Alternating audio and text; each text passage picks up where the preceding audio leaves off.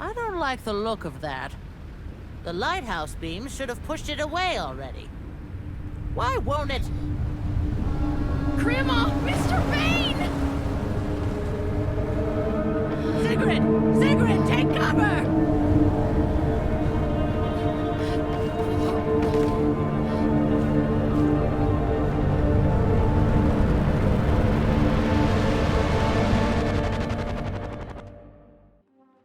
So Breath of the Wild sequel is out. I won't be playing it as I still haven't made much progress in Breath of the Wild past the tutorial. But it got me thinking of my favorite Zelda title, Wind Waker. This is one of those games that I grew up with. I love the cel-shaded art style and sailing around the open waters. I hadn't really experienced a game that captured that mood until I played Wavetale.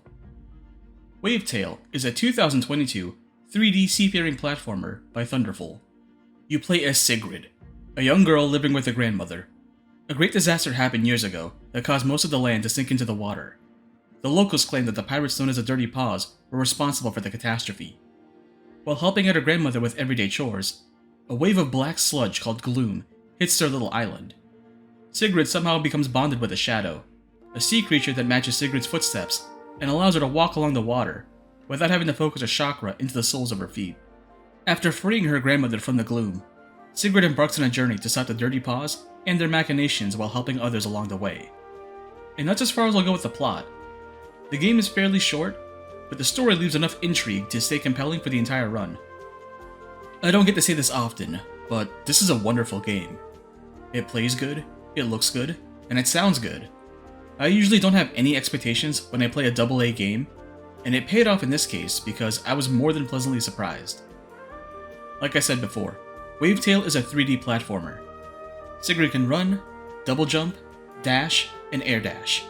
Her Spark Net serves as both her weapon and her tool. She can hit enemies with a quick swipe by pressing square, a stronger but slower 360 spin by pressing triangle, and can hover in the air by holding X after jumping. Sigrid also uses a Spark Net to capture sparks. Sparks are the energy source for the setting. Every time Sigrid needs to activate a device, she needs sparks to power it up. After she gets the power running in a given island, she can use her Spark Net to grapple onto objects by pressing R1, and that'll help her traverse up along the ruined structures that remain of the old world. When Sigrid is on the water, her shadow will match her footsteps and keep her from sinking. I really like this concept because it reminds me of Bayonetta's shadow, and how it resembles her demonic familiar, Madama Butterfly. Hold R2 to make Sigrid surf along the water. This is the fastest way to move around, and you can combine it with Sigrid's aerial movement and grapple ability to move along many obstacle courses as you progress. Early on, I'd compare Sigrid's simple movement and combat to Pumpkin Jack, but her controls feel tighter than Jack's, and despite all the aerial movement, Sigrid never feels floaty the way Jack would. Wavetale's mission structure is simple but really robust. You move through the sea while Sigrid's grandmother follows along in her boat, and help bring power to each of the islands you come across. Each island will have its own set of mini objectives you have to complete to fully restore power to that island, and most islands will have inhabitants trapped in gloom that you have to rescue. Once they're free, those inhabitants will offer side quests that you can complete while tackling the main objectives.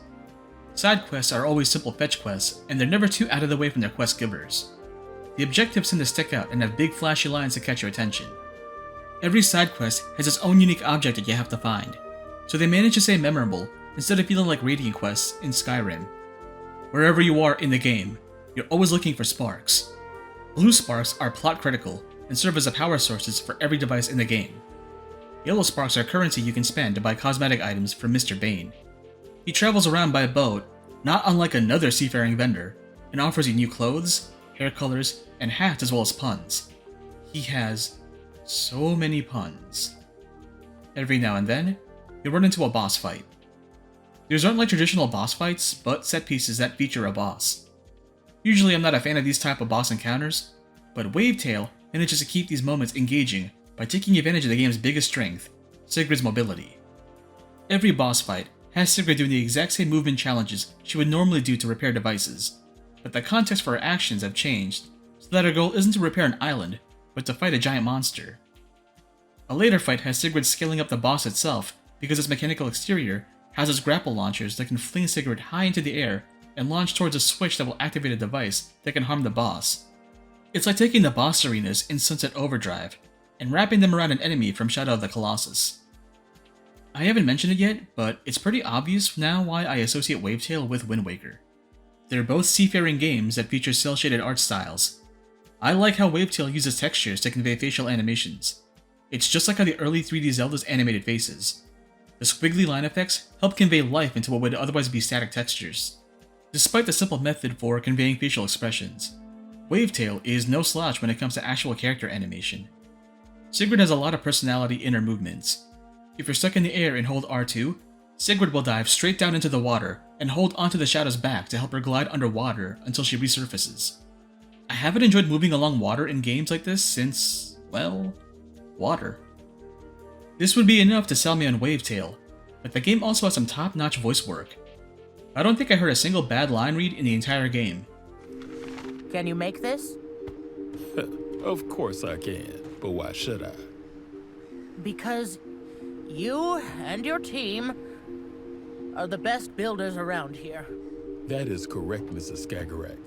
And if you people had thought of that sooner, when our wages were cut and our working conditions were toughened, we might have wanted to offer you our skills now. But you didn't, did you? I should have left you on that street corner where you were standing. But you didn't! Special mention goes to Granny. She knows the exact tone she needs to convey for every moment. Grandma? Is this where Grandpa died? Granny? We used to go to the pine forests here before the war, you know.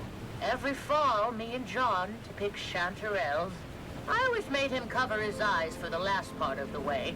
It was my secret mushroom place, you see, and he wasn't very good at keeping secrets. He would have slipped and told someone if they asked, I'm sure of it. And now, he sleeps here, on a bed of chanterelles. It's especially cool when you're moving along the water and get into conversations with other characters, because you can stop and watch Sigrid's in-game model change expressions when she talks. It's not just the voice work that caught my ear. The music is a great soundtrack that changes based on what you're doing in the game. Certain areas have their own track that the game mixes in, and new sounds get introduced whenever you complete an objective. It's hard to describe, but it reminds me of how Portal 2 would layer its music so that whenever you progress in a given puzzle, the music would build on itself to encourage you to do more to fill up the soundscape. There's even a little sting to indicate whether enemies are nearby that layers onto the music. I know I said I wouldn't go further with explaining Wavetale's plot, but I really want to highlight how strong the writing is. It's not mind-blowing, but it's compelling, and the game addresses themes of environmentalism, conflicts born from misunderstandings, and growing pains. There's a lot going on in Wavetale, and I'm glad I played it after playing Wanted Dead, so I can point to an example of a game that's short, but doesn't feel incomplete or poorly planned. There aren't a handful of minigames that exist to pad out the playtime. The only real distraction in the game are time trial challenges that you can complete while making your way towards the next story beat, but these trials are still helpful because they train you on how to optimize your movement with your water running and aerial maneuvers.